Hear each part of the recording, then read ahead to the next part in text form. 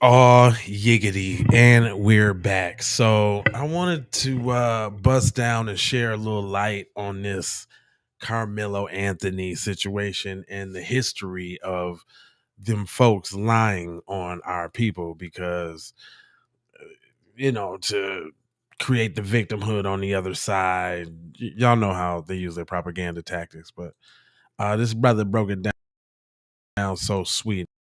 I'm gonna have to go ahead and let you take ahead. Go ahead, brother. In that line stated by Carmelo's father, I felt that until provoked by any means necessary. I think about Brother Malcolm. Like, we are a very peaceful people, black people, and they try to paint this narrative, and they got upset that Carmelo did it Right. as this thug, quote unquote, or as this troubled child. He comes from a two-parent household, academic honor student, athlete, worked a job, active in the community. The judge even said that's why the bond was reduced to the 250,000 because he's active in the community. He's a citizen. You can't say that he's this illegal immigrant. There's so many angles that they usually try to go to that you can't do. And that is the power of black people, that we aren't this stereotype, that we aren't this conundrum that people think, no, black people, we are good. We are great at what we do. We're so great at what we do. This is why they set so many parameters to stop us from being great. That's the overall importance of that. But Right. that's what makes white people so uncomfortable, Mm. Mm. Mm. Mm. is that black people defending themselves is the Come on now with the wiggles now. Come on now. biggest thing that disengages white supremacy, because then it proves that they aren't as superior as what they thought or Mm. as what they've been told. Mm. They don't realize that they are the biggest dummies out of this. You've been getting played. You've been told that you're greater genetically, which I don't know how, because biologically speaking, that's not even true. You think that you are greater because of all these other things, but everything that you've gotten because the rules were set in a certain way that benefits you the most.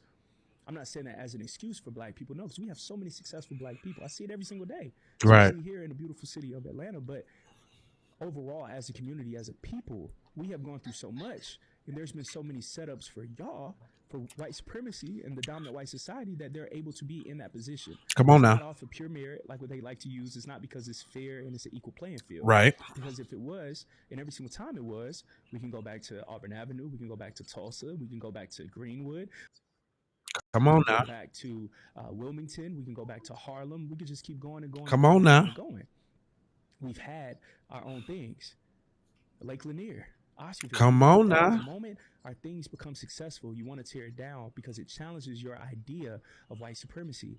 You've been told that black people are only this, but then when you see this exemplary black person walking down that's making more money than you, that's more well spoken than you, that's more respected than you, it challenges your idea of, I was told that I was Mm. superior. I was told that. And seeing, oh man, me walking around with that logic can actually get me killed as a white man makes me Mm. very uncomfortable, because we're supposed to be feeling cocky and on top of the world. But a situation like a young brother, Carmelo, allegedly informed them, hey, don't touch me. Keep your hands off of me. You were warned. Is that not stand your ground? Is that not stand your ground? That brings me to this case. I don't know if y'all know about this, but did y'all know it was another team that stabbed somebody in school and and and one thing you don't hear, sports fam, none none of this that here you go right here, y'all. Yeah, let me venture over here real quick. It says a timeline into a murder trial of Kason Allison, accused Belton High School stabber. Accused stabber, not cold hard killer, not murderer, not not none of look. You see who's being charged, right? So you ain't finna hear murderer. He did it, done heinously. You're not gonna hear all that. Look, even the first, the headline: accused Belton, accused Belton High School stabber, not murderer, because obviously the boy died. Joe Ramirez. He was fatally stabbed in the bathroom during a fight. This one was good and premeditated because they knew they came in the joint. Uh, throughout the here. Hold on, let me give you a little bit. Just give you a little bit. Oh, I hate when they come with their little stupid music, man. Hold on, y'all. Let me turn that down. All right, give me a sec. Let them get their little restream commercial out. I guess. All right, here we go.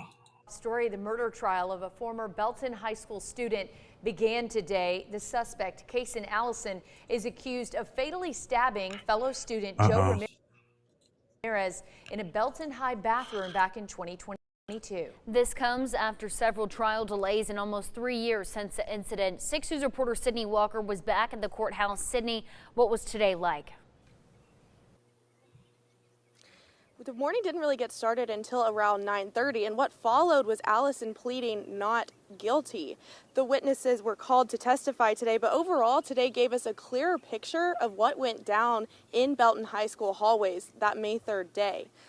The prosecutor began in their opening statements revealing there is a recording of the incident. They also said that the conflict between Joe and Kason began after an incident at a prom after party, and that Joe swung at Kason first, accompanied by 4 others in that bathroom.